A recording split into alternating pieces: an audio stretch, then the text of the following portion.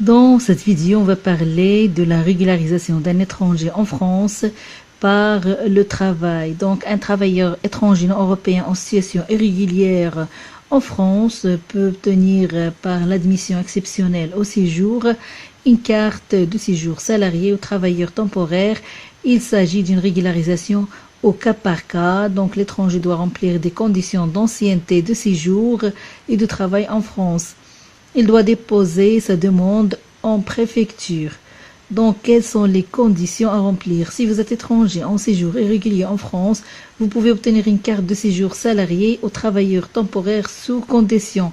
Il faut un contrat aux promesses d'embauche. Donc, vous devez avoir un contrat de travail ou une promesse d'embauche.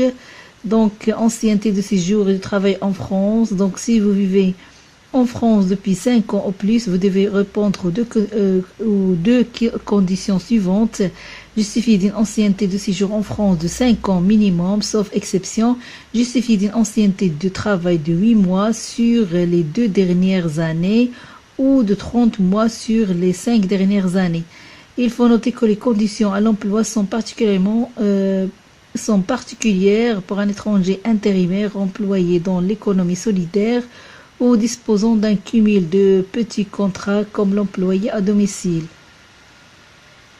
Au niveau de l'insertion, vous devez parler le français au moins de façon élémentaire. Vous ne devez pas représenter une menace pour l'ordre public ni vivre en situation de polygamie en France. Donc, quelles sont les démarches à effectuer?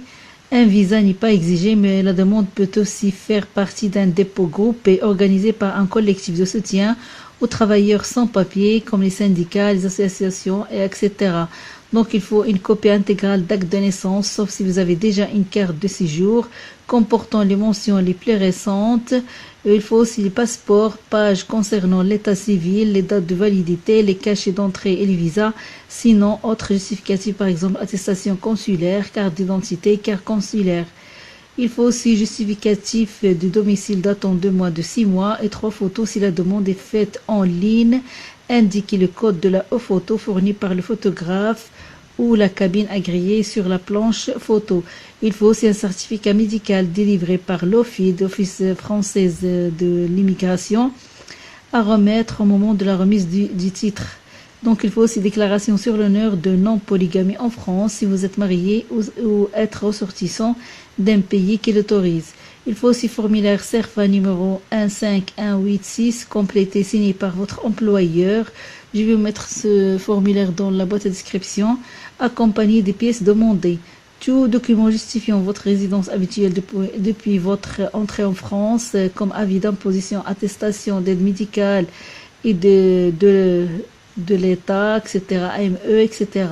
Il faut aussi preuve d'exercice antérieur d'activité salariée, bulletin de salaire, relevé au virement bancaire, certificat de travail, attestation Pôle emploi, avis d'imposition sur le revenu correspondant aux périodes de travail, par exemple. Si vous avez utilisé une autre identité pour travailler, attestation de concordance d'identité établie par votre employeur.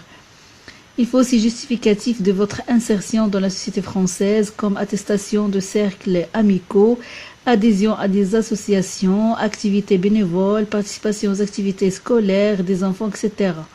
Donc, où s'adresser? Cas général, il faut aller à la préfecture ou sous-préfecture. Mais attention, il n'est pas possible d'effectuer les démarches dans certaines sous-préfectures. Il faut se renseigner sur le site internet de votre préfecture. Donc, quelles sont les suites données à l'examen du dossier? C'est l'acceptation ou refus de délivrance de la carte de séjour. Donc, dans le cas où votre demande est acceptée, si votre demande est acceptée, vous êtes convoqué en préfecture par la délivrance du titre. Mais si votre récépissé arrive à expiration et que vous n'avez pas de réponse de la préfecture, il est possible que le délai de traitement soit rallongé. Dans ce cas, vous pouvez obtenir le renouvellement de votre récépissé. Renseignez-vous sur le site internet de votre préfecture. Mais dans le cas où votre demande est refusée, soit le préfet vous notifie le refus, la décision du préfet vous est notifiée par lettre motivée, décision explicite, sauf exception, ce refus assorti d'une obligation de quitter le territoire français fixant les pays où vous serez renvoyé.